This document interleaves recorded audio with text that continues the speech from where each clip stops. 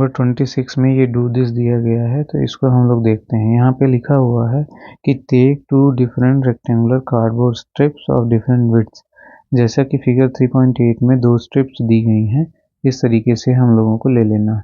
Place 1 strip horizontally and draw a line along its edges drawn in the figure 3.9। अब ये पहले strip को लेना है और इस 3.9 फिगर की तरह इसको ड्रॉ करनी है, इसकी लाइन्स आपको। बेसिकली ये इस लाइन और इस लाइन की ड्रॉ करने की बात कर रहा है। इसके बाद इसमें कहता है कि now place the other strip in a slant position. अब ये जो सेकेंड स्ट्रिप है ये वाली, इसको हमको यहाँ पे ऐसे रखना है ताकि ये थोड़ा सा वर्टिकली से हट के, जैसे यहाँ पे फिगर में दिया गया है, इस तरीके से इसको रखना है। अब ये दोनों हमने यहाँ पे प्रॉपरली प्लेस कर दिया है। इसके बाद हमसे कहता है कि these 4 lines enclose the quadrilateral. तो अब ये जो चारों लाइनें हैं ये क्या बनाती हैं, एक क्वाड्रिलेटरल का फॉर्मेशन करते हैं।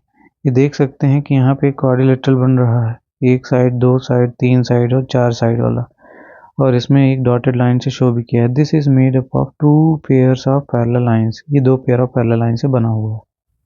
तो इसमें बेसिकली बस ये समझाया है कि पैरेललोग्राम है क्या, उसकी डिफिनीशन क्या है। इसके बारे में पहले वीडियो में बता चुका हूँ। तो आइए देखते हैं अपन अगला डू दिस, जो कि पेज नंबर 27 में है।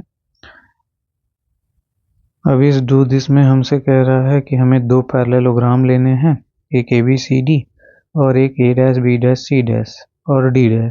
इनको एक दूसरे की ऊपर कोइंसाइड करवाना है। बेसिकली यहाँ पे ये कह रहा है कोइंसाइड करने से होगा क्या कि इसकी जो अपोजिट साइड्स हैं ये इक्वल निकल के आती हैं। बेसिकली ये प्रॉपर्टी जो यहाँ पे दी गई है, जिसको मैं पहले पढ़ा चुका हूँ, आप वीडियो उसमें देख सकते हैं। यही प्रॉपर्टी के लिए डू दिस को हम कवर कर रहे हैं। तो यहाँ कहता है कि the opposite sides of parallelogram are of equal length. जो अपोजिट साइड्स होती हैं पैरेललोग्राम की वो बराबर लेंथ की होती है। यही चीज़ यहाँ पे बताना चाह रहा है ये डू दिस के थ्रू।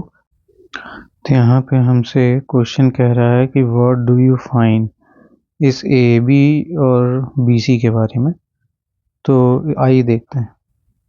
तो हम यहाँ पर लिख देंगे कि the length of AD and BC are equal. दोनों की लेंथ इक्वल है। आप आंसर शीट में इसको लिख सकते हैं। तो ये पहले इस क्वेश्चन का आंसर होता है। इसके बाद हमसे कह रहा है कि you may also right the result of measuring AB and DC। तो AB और DC का मेजर का भी लिखना है, तो ये भी आपस में इक्वल है। तो हम लिख लेंगे कि सिमिलरली ये इस नीचे वाले का आंसर है, इसलिए मैं लाइन से सेपरेट कर देता हूँ। Similarly line AB and DC are equal in length.